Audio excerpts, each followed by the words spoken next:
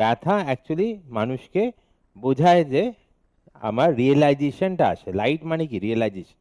আমার জীবনে ডার্ক মানে বেসিক্যালি আমার রিয়েলাইজেশন নেই। লাইট মানে রিয়েলাইজেশনটা এলো যে আমার এই প্রবলেম আছে, তো আমাকে এইভাবে সেখানে যেতে হবে। আর যতক্ষণ না আমার কোনো ব্যথা আসছে ততক্ষণ কিন্তু আমার যে গ্রোথটা কিন্তু অতটা স্টপ হয়ে থাকবে। ব্যথাই কিন্তু আমাকে গ্রোয়িংয়ে সাহায্য করে। বলে সাকসেস কিন্তু ভালো টিচার না, সাকসেস অনেক তোমাকে রিল্যাক্স করে দেবে, but failure is a very good teacher.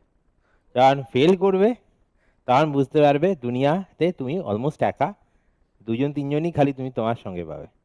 আর যারা যারা তোমার সাকসেস টাইমে ছিল দেখবে তারা হেঁটে গেছে সব, এবং তারা আড়ালে তোমাকে ব্লেম করছে যে ও কিছু পায় না, ফালতু পুরো।